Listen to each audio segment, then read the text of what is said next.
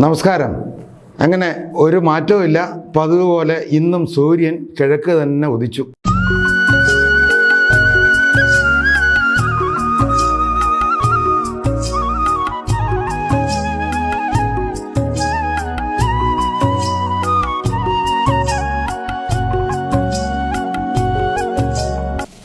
നേരം വെളുത്തപ്പോൾ പതിവ് പോലെ തന്നെ നാട്ടുകാർ പിജു പിജു എന്ന് വിളിക്കണ ബിജു ചാടി എണീറ്റു. മുഖം പോലും കഴിയില്ല, മൊബൈല് കയ്യിലെടുത്തു. സാധാരണ ചെയ്യും പോലെ ഫേസ്ബുക്ക് അങ്ങ് ഓൺ ചെയ്തു.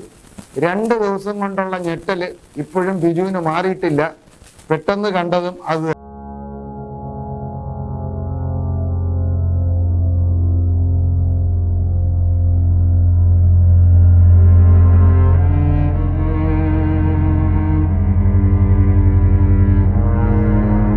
അല്ല, ഒരുമാതിരിപ്പെട്ടവരെല്ലാം ഞെട്ടല്ലാണ്.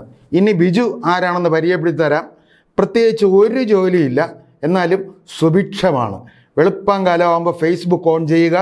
അപ്പോഴത്തേക്ക് ഈ സൈബർ യൂണിവേഴ്സിറ്റിയിൽ നിന്ന് മില്ലിൽ പൊടിച്ചിറങ്ങും പോലെ ട്രോളുകൾ ഇറങ്ങുമല്ലോ. ഈ ട്രോളിനെ സേവ് ചെയ്തിട്ട് പല ഗ്രൂപ്പുകളിലോട്ട് അയക്കുക. വൈകുന്നേരം ആകുമ്പോഴത്തേക്ക് ഇത് എത്രയാണെന്ന് കണക്ക് കൂട്ടി അറിയിക്കേണ്ട സ്ഥലത്ത് അറിയിക്കുക. കൃത്യമായിട്ട് പണം കൈപ്പറ്റുക. വീണ്ടും ഫേസ്ബുക്ക് ഓൺ ചെയ്യുക. വീണ്ടും പ്രവർത്തനം തുടരുക. ഇതാണ് മെയിൻ ജോലി. അന്നും രാവിലെ എണീറ്റ് അദ്ദേഹത്തിൻ്റെ പ്രവർത്തനത്തിലാണ്. ബിജുവിന് പ്രത്യേകിച്ച് ജോലി ചെയ്യാനുള്ള കൃത്യ ടൈമൊന്നുമില്ല. വെളുപ്പാങ്കാലം 6 മണിക്ക് തുടങ്ങിക്കഴിഞ്ഞാൽ 12 മണി വരെയും അല്ലെങ്കിൽ 1 മണി വരെയൊക്കെ. കാര്യം അത്രയ്ക്ക് പൈസ കിട്ടുന്നതുകൊണ്ട് പുള്ളിക്ക് അതിന് പ്രത്യേകിച്ച് നിശ്ചിത കണക്കൊന്നുമില്ല. അങ്ങനെ ഇന്നത്തെ പ്രവൃത്തി, ഇന്നത്തെ ജോലി ബിജു ആരംഭിക്കുകയാണ്. ആദ്യത്തെ പോസ്റ്റ് എന്താണെന്ന് നോക്കാം. 4000-ൽ പരം പോലീസുകാരുടെ സുരക്ഷാ വലയത്തിനുള്ളിലിരുന്നാണ് ധ്യാനം. 56 മില്ലിമീറ്റർ. ഇവിടെ ഉള്ള ഒരാൾക്ക് ഇങ്ങനത്തെ സെക്യൂരിറ്റിയുടെ ആവശ്യമൊന്നുമില്ല.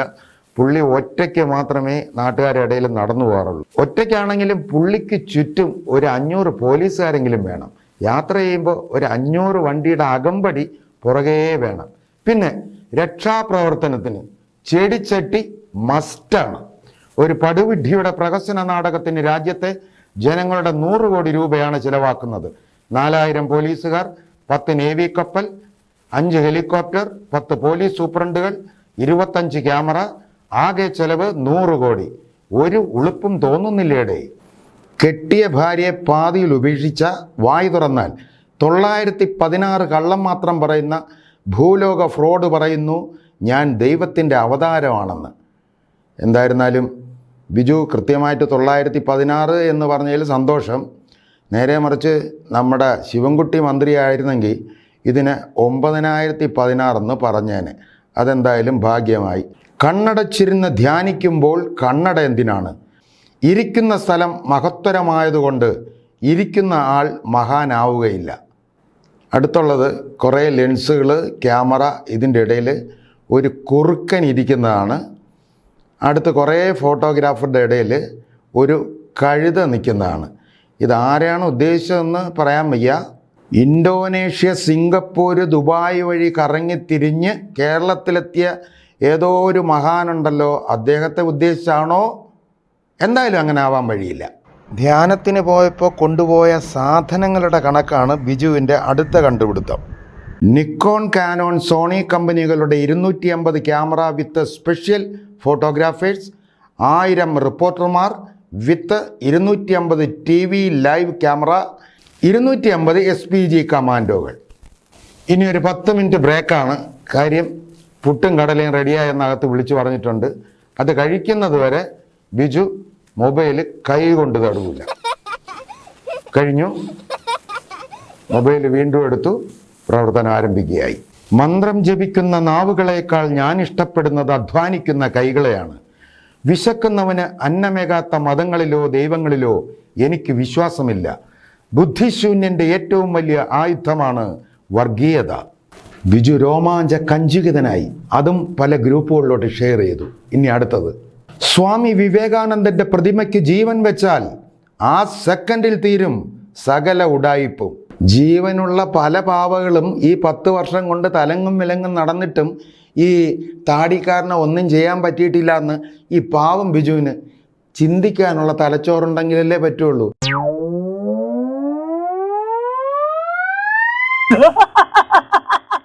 കന്യാകുമാരി മുതൽ കാശ്മീർ വരെ പല ഭാഷക്കാരുണ്ട്, പല വേഷക്കാരുണ്ട്, പല മതക്കാരുണ്ട്, പല ആരാധനാലയങ്ങളിൽ പോകുന്നവരുണ്ട്.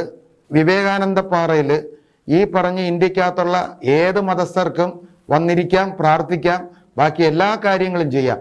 പക്ഷേ ഈ 56 ഇഞ്ചുള്ള താടിക്കാരൻ വന്നാൽ മാത്രമേ ഇവർക്ക് ബുദ്ധിമുട്ടുള്ളൂ. ബാക്കി ആര് വന്നാലും കുഴപ്പമില്ല. ധ്യാനമിരുന്നാൽ അത് അന്ധവിശ്വാസം, ഹാജിയാരുടെ തുപ്പൽ ഉറിഞ്ചിയാൽ അത് വിശ്വാസം. എന്ത് പറ്റി ബിജു, അതും അങ്ങ് സ്കിപ്പ് ചെയ്ത് കളഞ്ഞത്? അത് വേണ്ട അല്ലേ, നമുക്കുള്ളതല്ല. നരേന്ദ്രമോദിക്കുള്ളതാണെങ്കിൽ മാത്രമേ നമ്മൾ ഷെയർ ചെയ്യുള്ളൂ. അതാണ് ബിജു.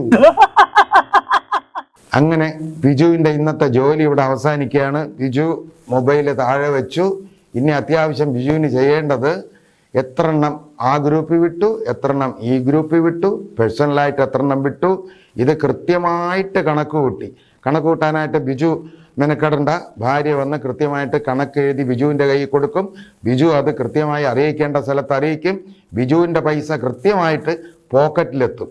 എന്നിട്ടാണ് ഇവിടെ ഓരോരുത്തർ പറയണത് തൊഴിലില്ല തൊഴിലില്ല തൊഴിലില്ല എന്ന്. ഇതേപോലെ ബിജുവിനെ പോലെ അനേകായിരങ്ങളാണ് ഈ തൊഴിൽ ചെയ്ത് ഇവിടെ ജീവിക്കുന്നത്. അപ്പോൾ ചെറുപ്പക്കാരുടെ അടുത്ത് എനിക്ക് പ്രത്യേകിച്ച് പറയാനുള്ളത്, ചുമ്മാ കടത്തിണ്ണയിൽ കുത്തിയിരിക്കാതെ വീട്ടിനകത്ത് പ്രഭാതത്തോടുകൂടി തന്നെ മൊബൈൽ എടുക്കുക, ഇതേപോലെയുള്ളത് എല്ലാവർക്കും ഷെയർ ചെയ്യുക. പിന്നെ എനിക്ക് പ്രത്യേകിച്ച് പറയാനുള്ളൊരു കാര്യം, ഈ ന്യൂസും കേട്ടിട്ട് ഈ കമൻറ്റ് ബോക്സിൽ വന്ന് അനാവശ്യമായിട്ട് എന്നെ എന്തെങ്കിലും പറഞ്ഞ് നിൻ്റെയൊക്കെ മുട്ടുകാലി ഞാൻ തല്ലി ഓടിക്കും എന്ന് ചില ആളുകൾ പറയും പോലെ എനിക്ക് പറയാനുള്ള ധൈര്യമില്ല. ദയവേത് ക്ഷമിക്കണം. വീണ്ടും കാണാം. Bye bye.